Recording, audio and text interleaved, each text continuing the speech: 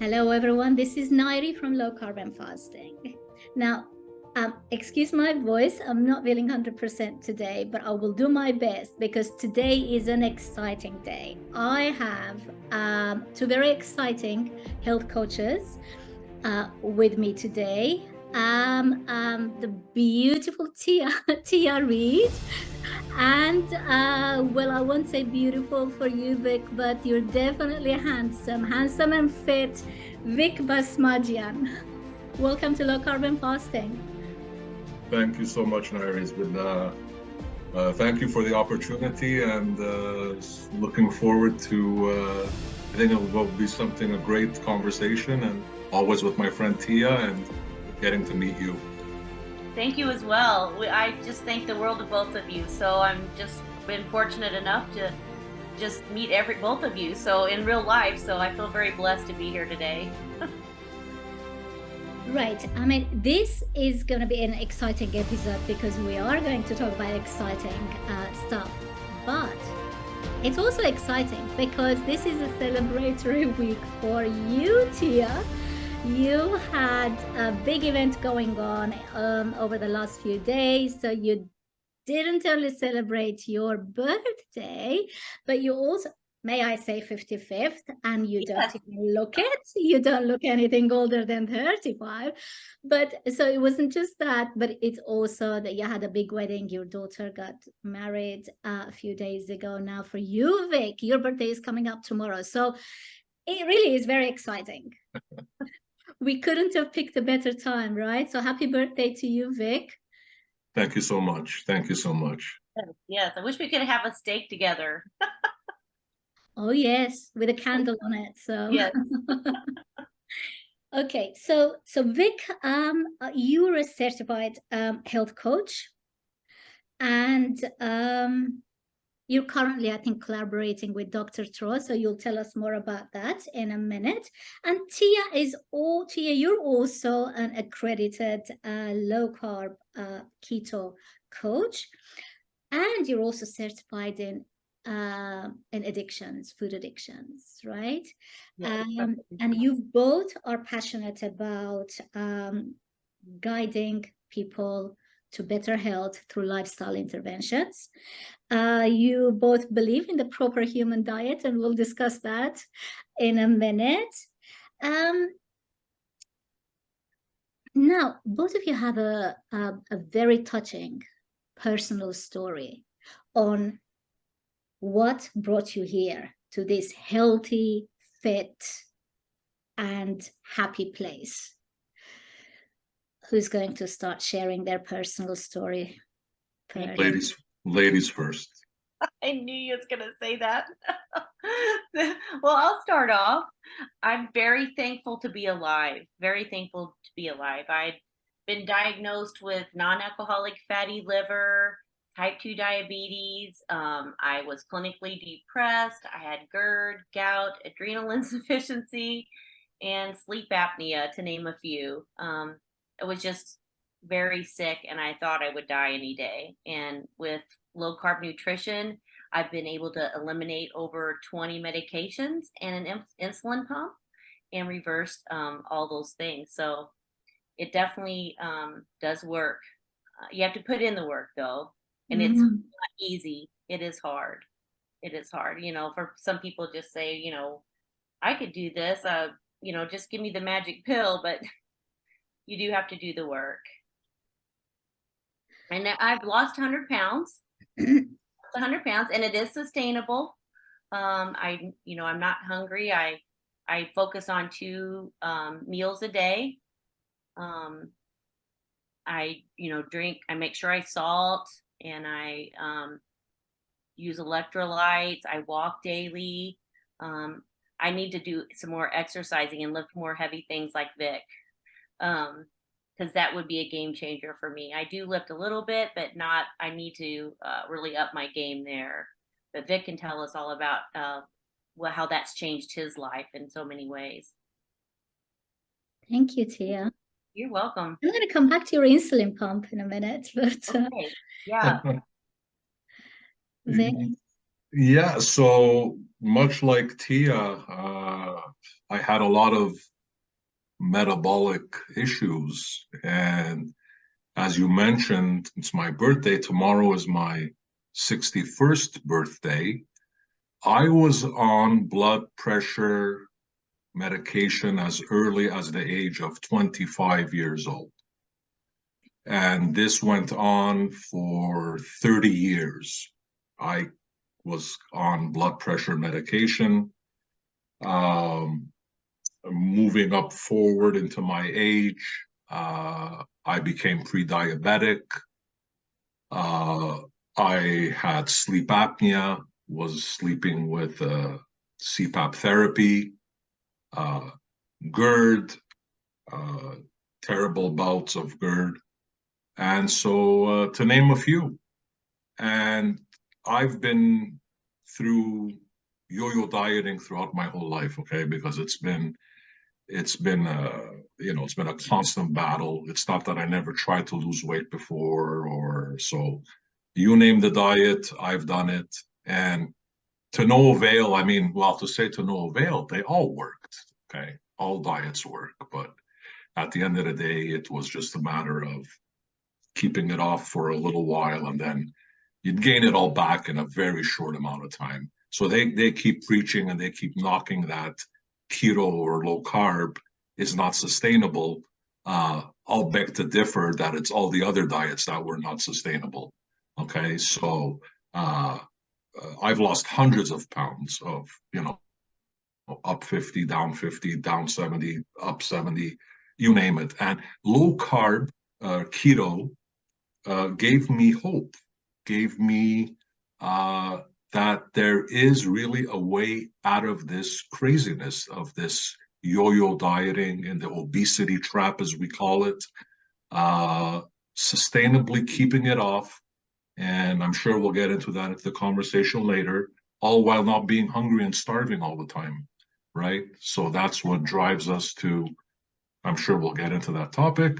Yeah, so I have so much passion I want to scream it from the top of my lungs that there is a way out of this, because most people that come see us, or who don't come see us, I should say, is because they've just given up. They think that there's no way out of this. They failed so many times and they were blamed for it when they're not the ones to blame.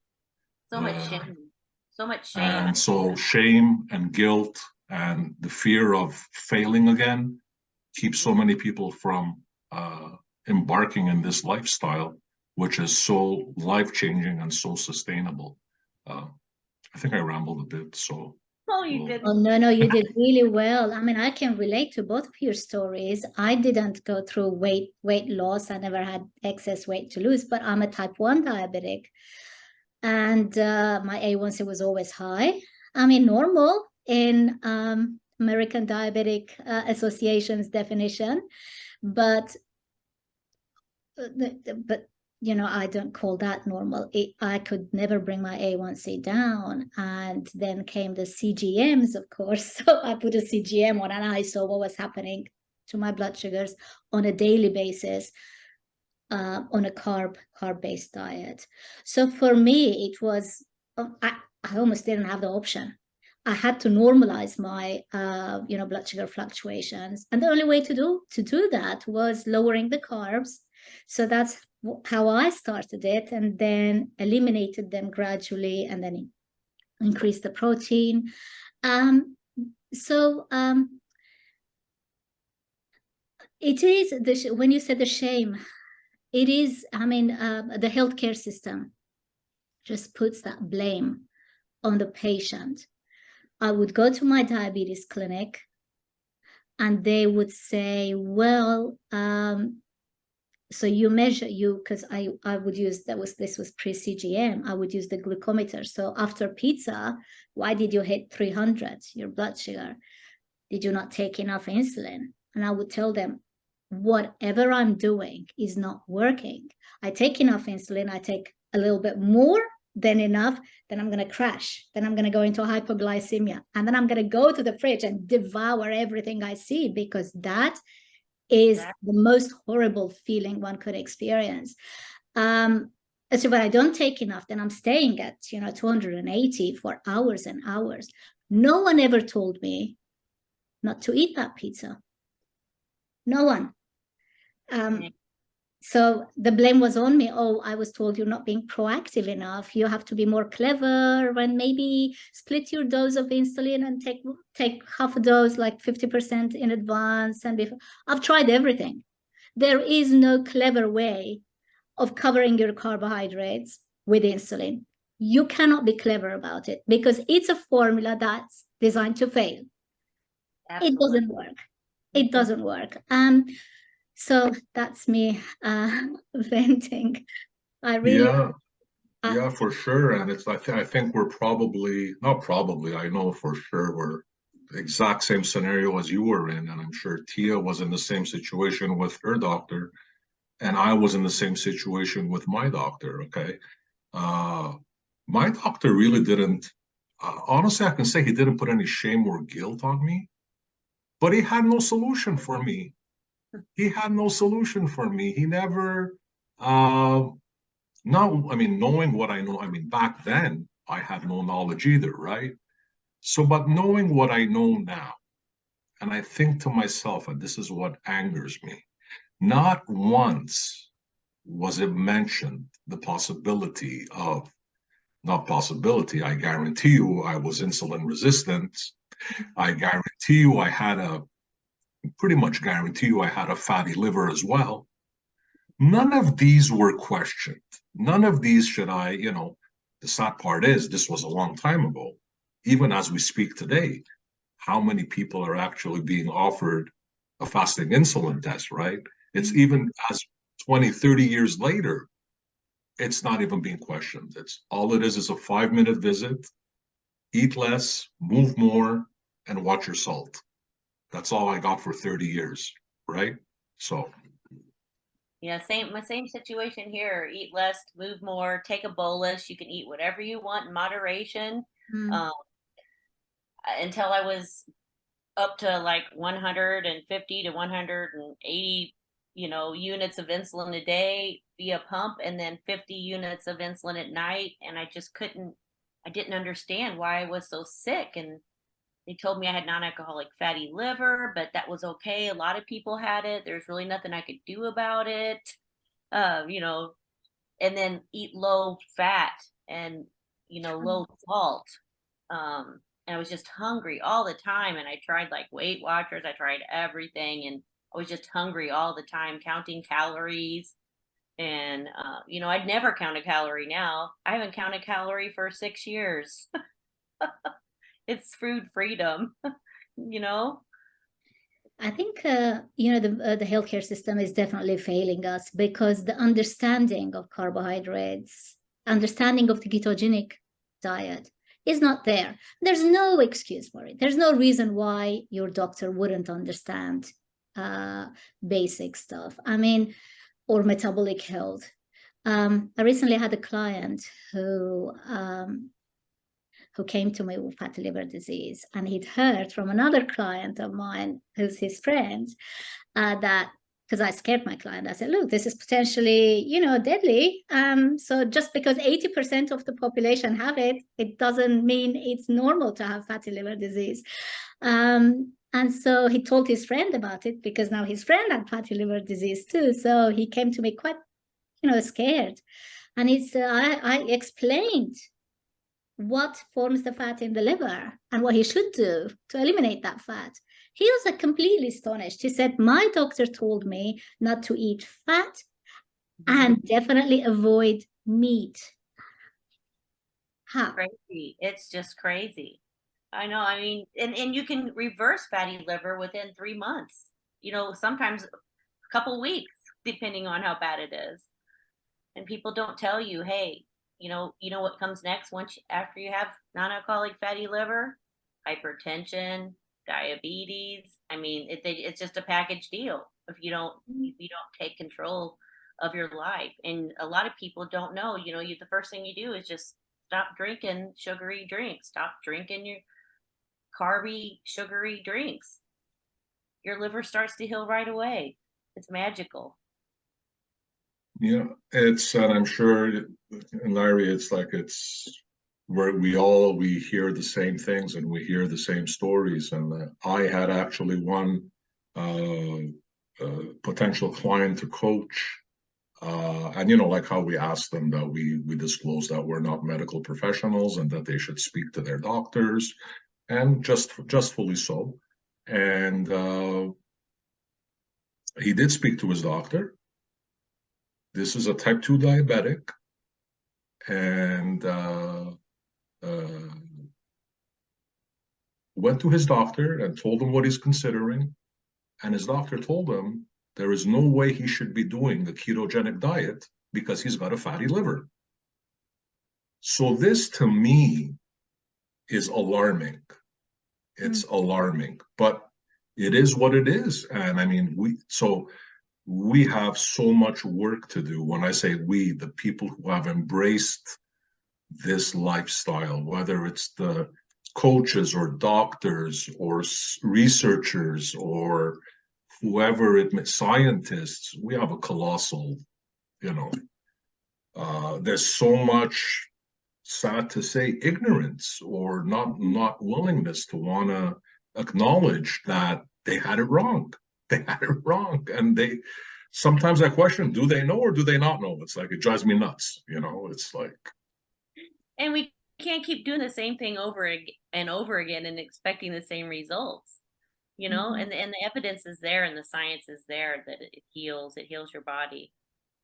The first thing that happened to me that changed my life was when Dr. Siwas told me, hey, you have a carb addiction. And I thought, wow, I'm an addict. I I could change my life. I've heard addicts have battled and won, same as an alcohol to an alcoholic or drugs to a drug addict. I can beat this.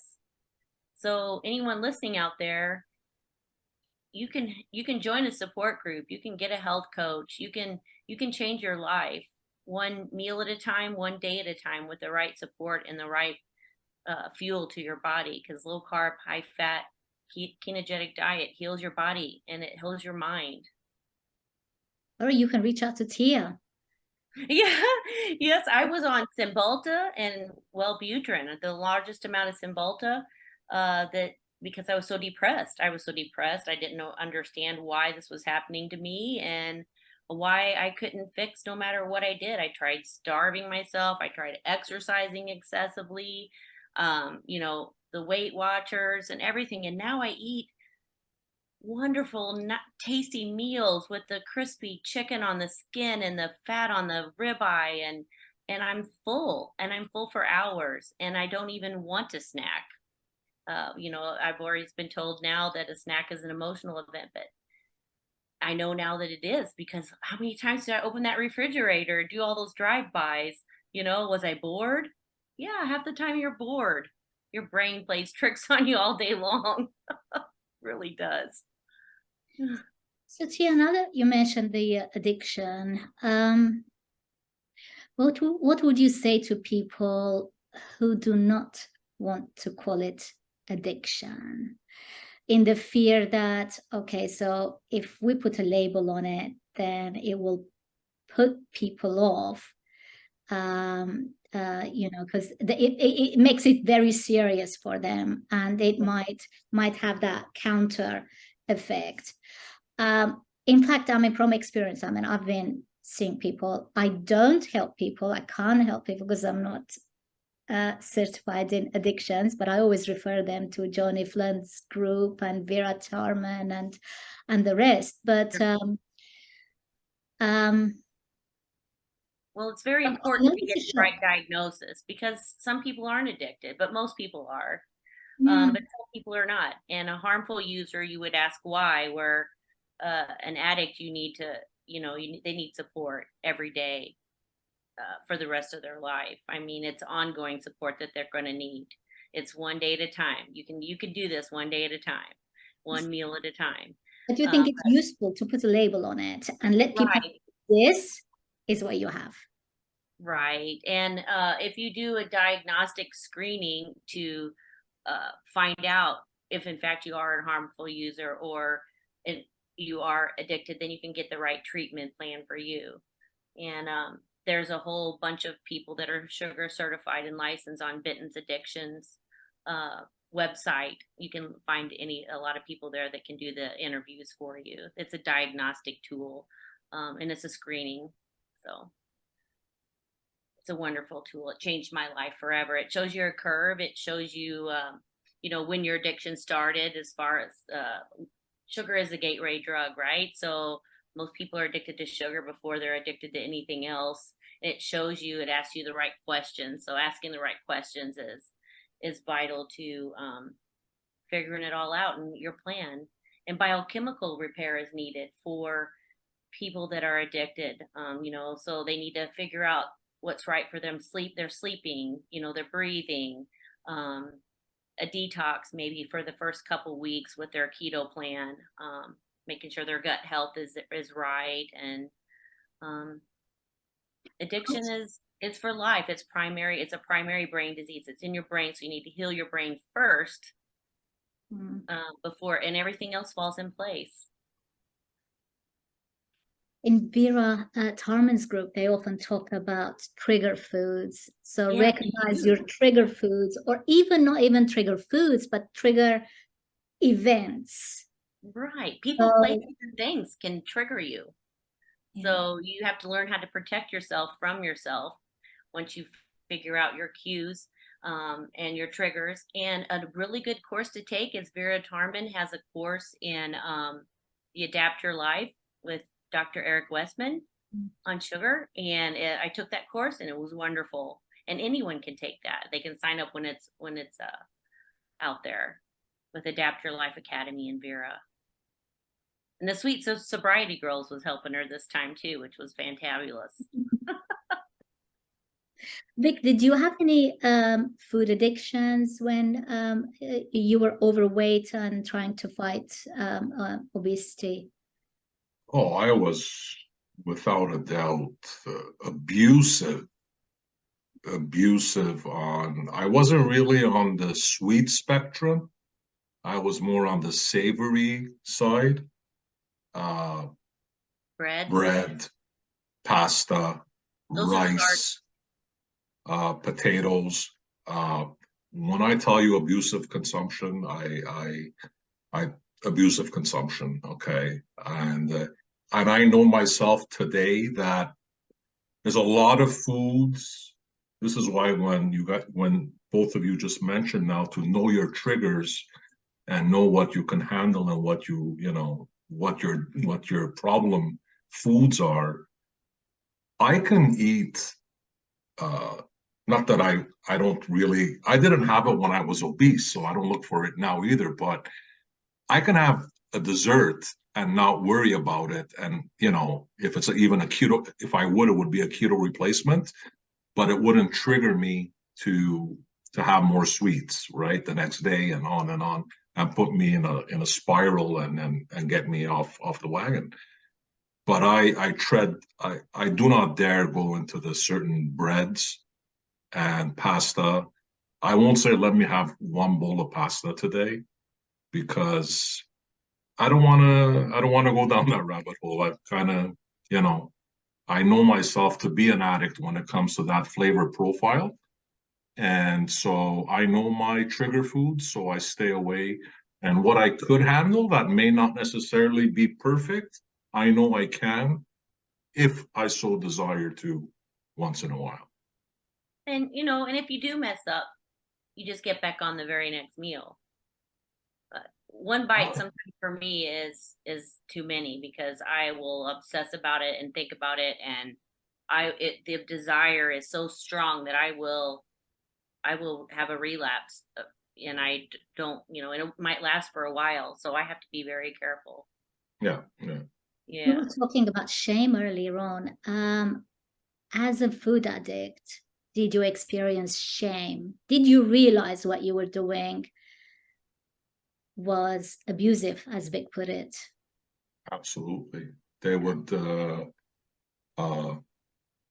I like to be transparent so people see what the reality is. So I'm an open book, and to know that, for people to know that if I change this, they have hope to change as well, right? And when they used to, we have very famous bagels here in Montreal Saint Viator bagels, right?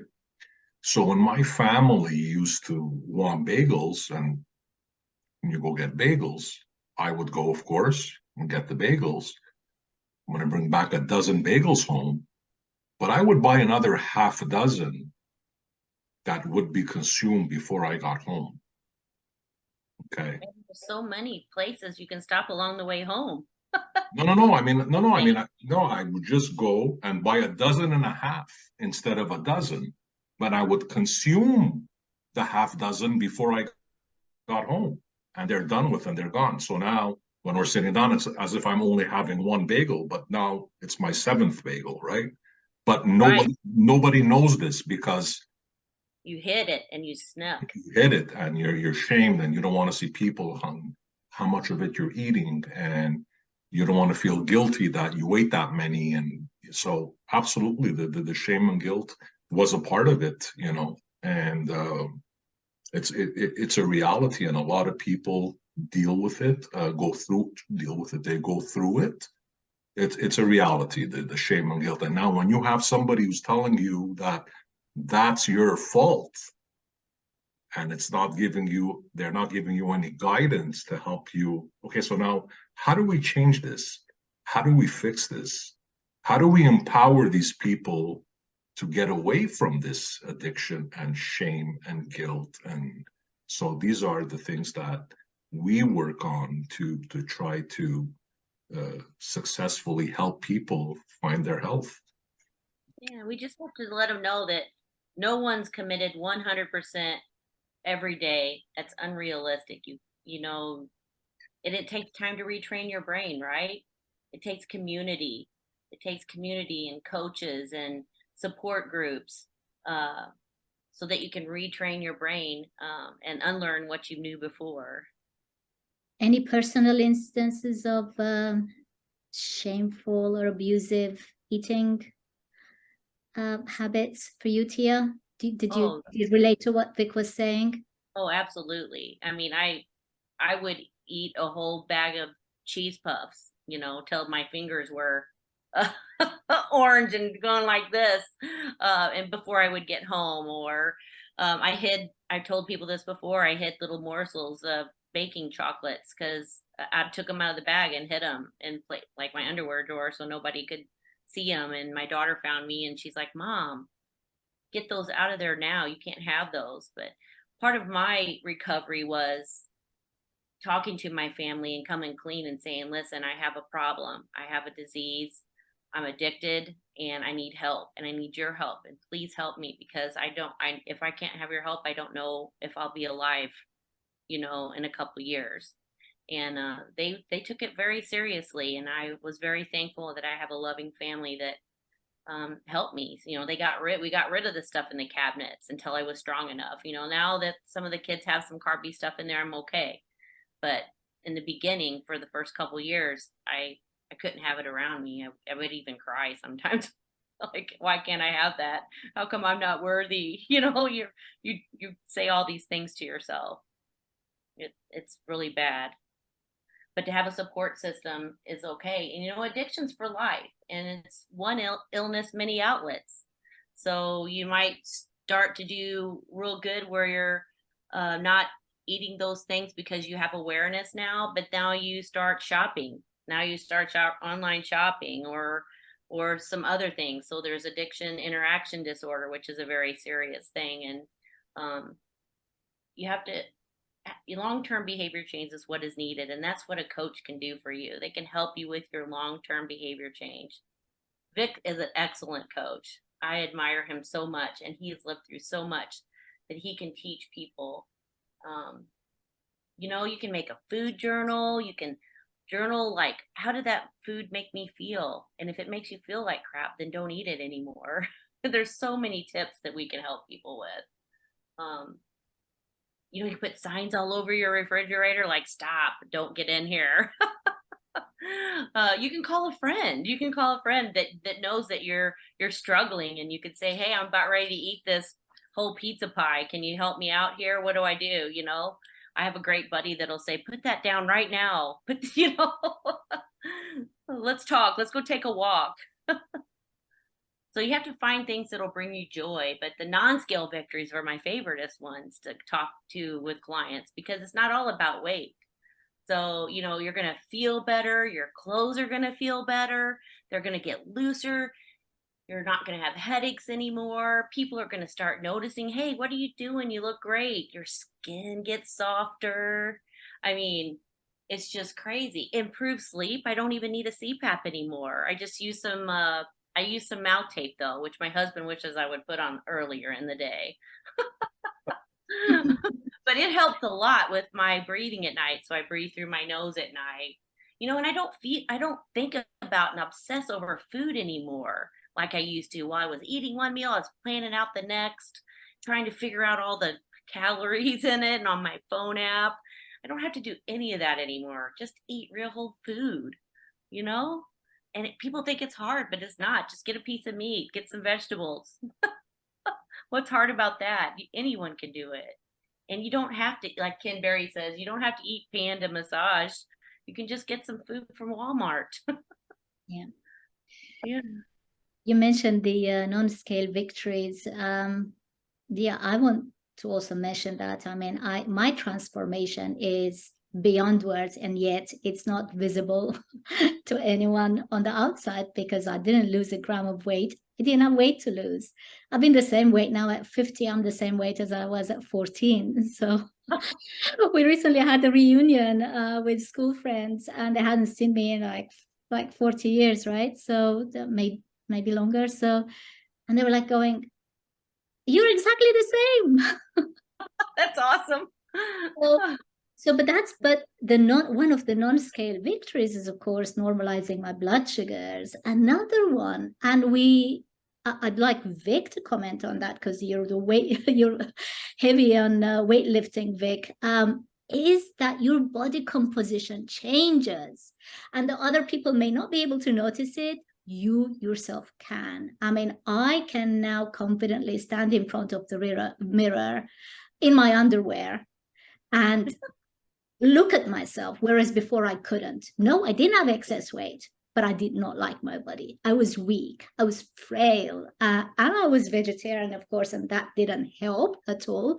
I felt so ashamed of my body and my shape, and yet I didn't have excess weight. So it's not just about losing weight.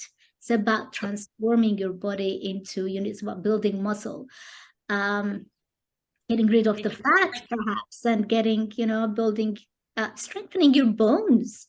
Bone density is important. So Vic, why do you do weightlifting? And why should we all do that, by the way? It's all about it. Yeah, it's before I tell you all about it, I will say, so that most people can understand very clearly, I only started lifting heavy weights once I lost all my weight. Mm-hmm. So there's a lot of people that think that, sometimes you tell people, they say, I can't lose weight because I got no time to exercise and I got no time to go to the gym and I can't. Well, you know what? Especially when you have that kind of weight to lose that I did when I was tipping 300 pounds. So for all intents and purposes, if I got into the gym at 300 pounds, I was going to most probably injure myself. Okay.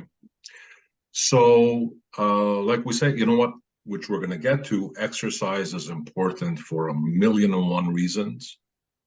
Cliche from Vidi Tortorich, but weight loss isn't one of them, right? So like you mentioned, for body composition, for strength, for your lean, to get a lean muscle mass, for mental well-being, for so many reasons, exercise is so very important.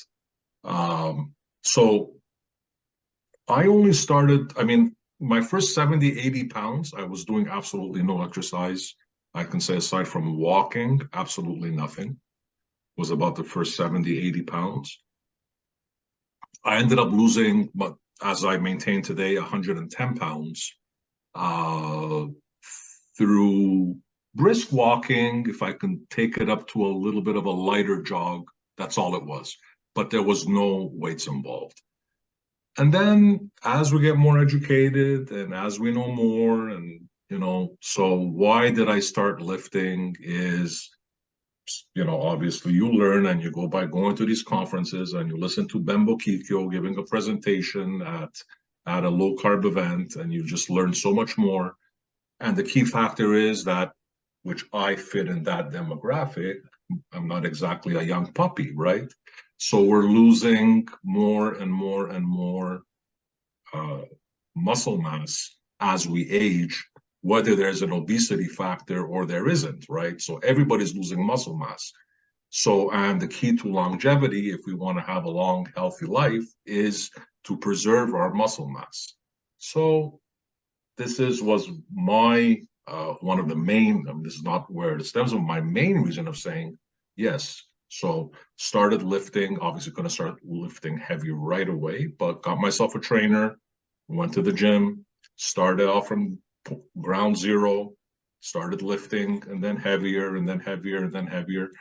And so I don't go crazy now when I say heavy. Listen, I'm not out to win a weightlifting championship, but enough to keep myself toned. And Nairi, like you said, the biggest thing that you see is your body composition. There's no question. You don't see it on the scale. Actually, the scale goes the other way. Mm-hmm. Okay. And people have asked me at one point, are you still losing weight? What are you doing? And say, no, I've actually gained 5 or 6 pounds. But this is, as you mentioned, so you're losing the fat and you're replacing it with lean body mass and with muscle. And so does wonders on the body composition, does wonders of how you feel, how much better you feel, how much stronger you feel, how much more energy you have. It's life-changing. There's definitely no question. Your videos are so inspiring. I actually bought some weights because of your videos. I've been doing some weight, just with the thing at home, with the TV. I tell everybody, you know what? It doesn't have to be like, do what you can within your capacity, okay? Not everybody has to. Listen, my source of inspiration, the person that got me going and saying like, okay, why shouldn't I be doing this? There was 2 guys in particular, there was Chris Cornell and Bob Collins, them posting on social media.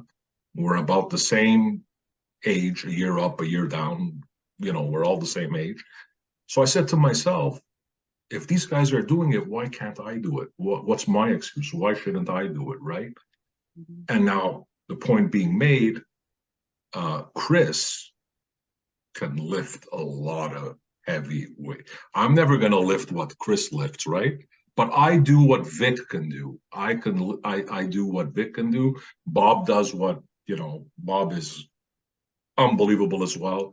Both of them are like so, invested in both nutrition and diet.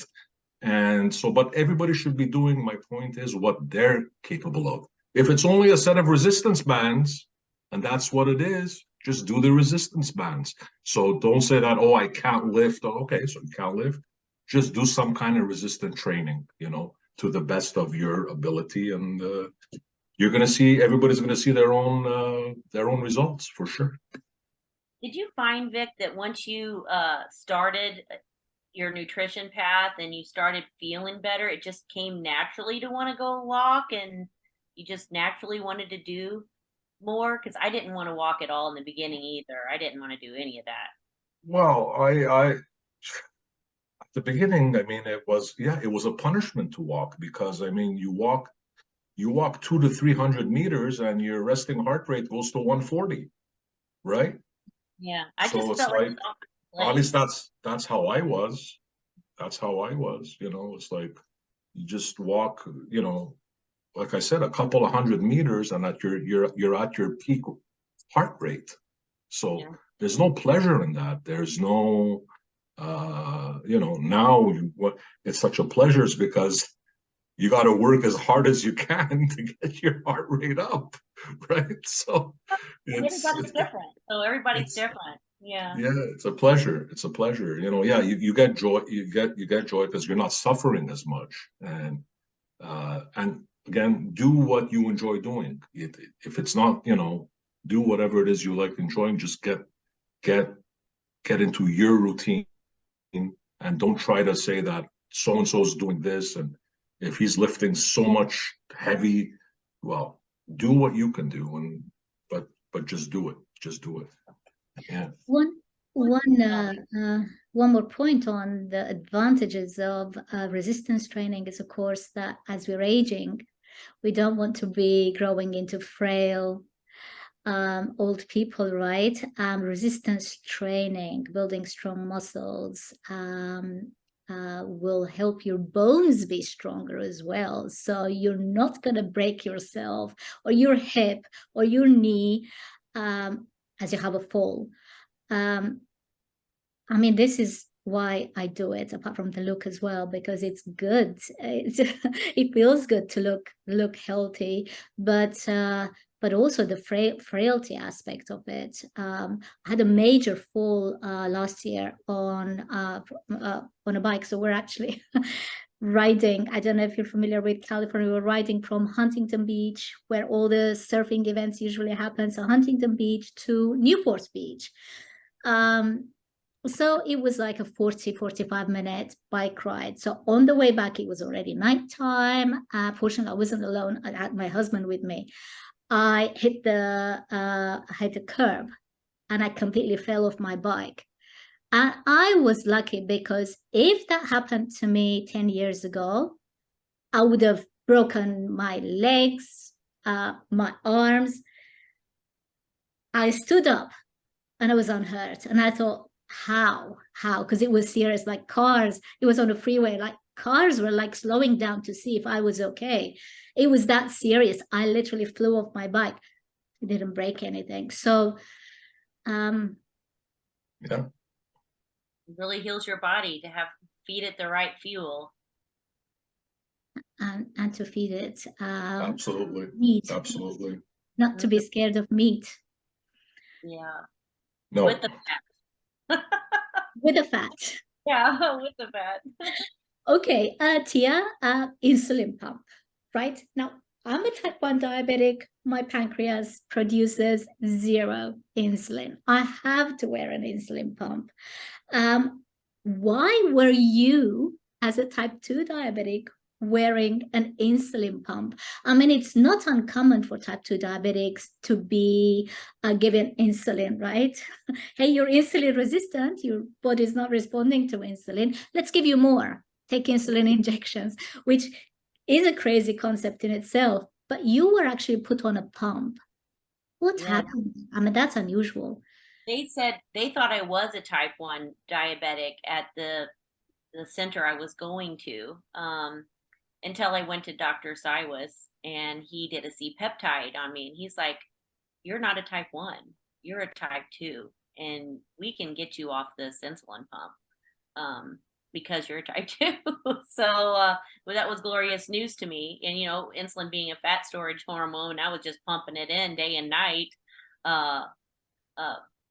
It was crazy. It was crazy. And it right away, under a doctor's care, I was able to eliminate almost half my insulin, knowing that I was, going to follow the rules. I was going to eat low carb nutrition. I was going to eat low carb, high fat. I was going to fill my body with those kinds of foods. And I was going to try to stay under 30 grams of carbs a day, which was very easy for me to do because I was ready. I thought I was going to die. So I was able to get out the insulin pump right away, really fast.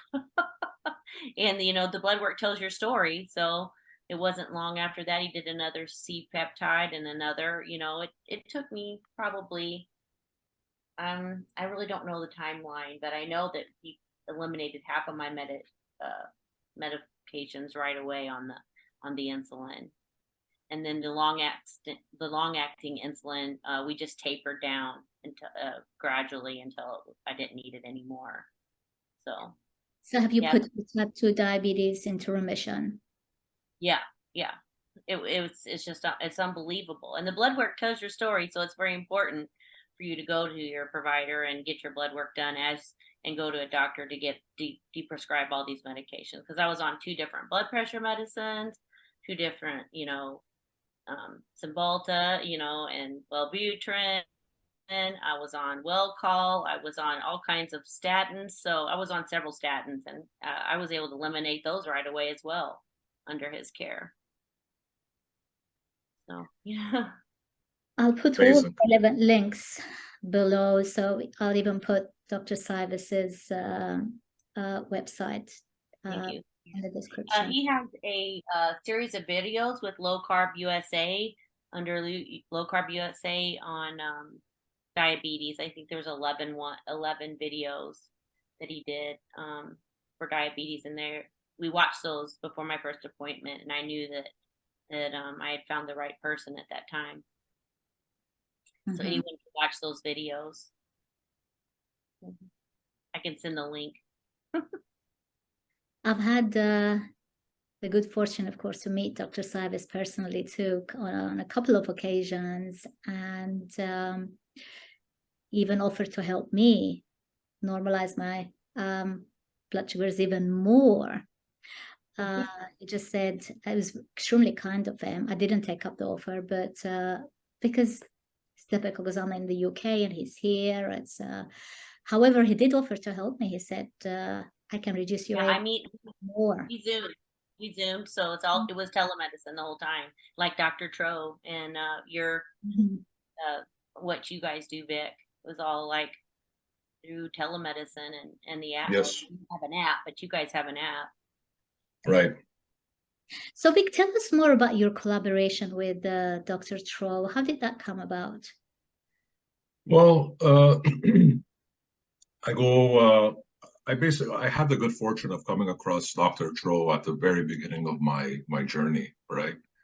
And it is for sure. Had I not come across him, I don't know if I would have had the same success, the same passion, the same, because I was at about the 3-month point. At that point, I wasn't really doing keto. I'd cut out all my bread, my rice, my potatoes, my pasta, and I was finding success. I had lost 15 pounds or so by that time, but that's when I came across Tro. And I basically started following him so much on social media, and we connected and just became part of his network as far as what he would on social media. And we got closer and closer, and then to speed things up without taking it too far. I mean, last year, Boca 2023, actually, this year, I had gone down to the conference, and of course Tro was there, and so we were talking during the conference and this and that. So, and he just threw it out there, and so when you're gonna join me? When you're gonna come coach for me one day? And so I said, well, I still have my career. I'm still not, retired yet. I said, maybe when I retire one day, So, long story short, I'm semi-retired now, and will be retired completely by the end of the year. So when Tro got a sniff of this, he says, well, okay, so now you're semi, so now you got time on your hands, right? So I went on board. I'm actually, so now I'm a health coach in his practice, with the available time that I have right now. But then starting in the new year, it's going to be full time. It's going to be, the low carb conference really sped it up. It made me say, you know what? I'm not doing this. I'm not doing my career another 5 years. I'm done. This is what I this is what I want to do. That conference really, I had seen it virtually, but the experience of being there and meeting so many people and being able to give Tia a hug and have a bite to eat together and meeting, it was crazy, like meeting the Unwins and Dr. Bokikyo and Nina Teicholz, and they were so humble and so nice and so, Nairi, you've been at these things, and they make you feel that, you need to join the fight. You need to help these people. You need to take it to the next level. So I took the decision that I'm going to speed up retirement and go down this path and go after my passion. Yeah. Good for you. And I can relate to that because that's exactly what I did. I was an educator for 30 years. Had a translation business on the side, but I was in full-time education for 30 years. And then I decided I want to get out of that. I want a change of career. This is what I want to do. I want to focus on nutrition. I want to focus on helping people. And it was one of the best decisions of my life. It was. Yeah. And you're transitioning very, very soon, right? I'm sorry? Yes, transitioning very soon from her current job to full-time nutrition coaching. Tia, tell us about that. Are you looking forward to it? Yes, I am really looking forward to it. I'm hoping that I could join up. I've had an opportunity to join up with Mariella Glant with the ONA Health. Mm-hmm. So hopefully all that goes well and I'll be joining them. So perfect. I'm so happy and really proud of what you both do for our community. And we're relatively, sometimes within the community, there's so much conflict and people disagreeing with each other. But I think if you look at it, if you sit back and look at it, we are a relatively small community. So despite differences here and there, we need to be supportive of each other. That's my message. We really need each other's support.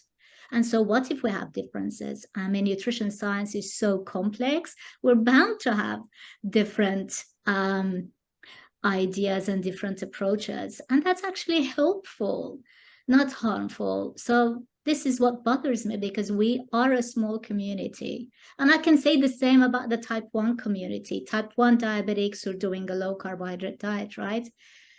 Oh, you shouldn't do high fat, you shouldn't do low fat, you should only have 20 grams of carbs, you're having 30 grams of carb. I mean, you see the same negativity in the carnivore groups, right? Oh, so you put some black pepper on your steak?